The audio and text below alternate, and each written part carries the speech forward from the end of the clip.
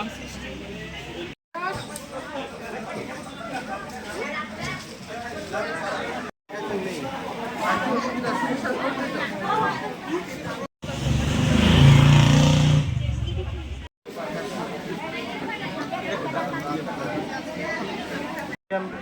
ইউনিটের 7 দিনব্যাপী যে এনএসএস স্পেশাল ক্যাম্পের কর্মসূচি হিসাবে আজ ধলাবিল টি গার্ডেন মন্দির প্রাঙ্গণে একটি হেলথ ক্যাম্পের আয়োজন করেছি আমরা।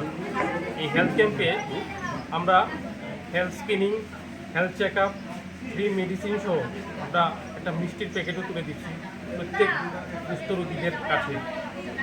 এছাড়া এই কর্মসূচিতে আমরা প্রথম দিন রেখেছি আমরা রক্তদান শিবির, তারপরে আমরা এই ফায়ার সেফটি নিয়ে বিভিন্ন অ্যাওয়ারনেস প্রোগ্রাম, তারপরে আমরা 26 জুন ইন্টারন্যাশনাল ড্রাগ অ্যাবিউজ উপলক্ষে আমরা একটা পথনাটক করেছি।